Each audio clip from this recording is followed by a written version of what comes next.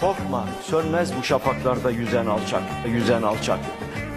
Al sancak diyen İstiklal Marşı'nı. Bu şiddet, bu celal sana olmaz öyküyle.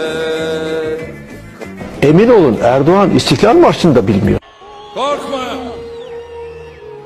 sönmez bu şafaklarda yüzen alsancak. Sönmeden yurdumun üstünde tütene soracak. O benim milletimin yıldızıdır, parlayacak. O benimdir, o benim milletimindir ancak.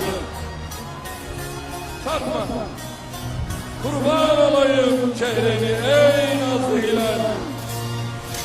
Kahramanlıkıma bir gün, niye bu şiddet celal? Sana olmaz dökülen kanlarımız sonra helal.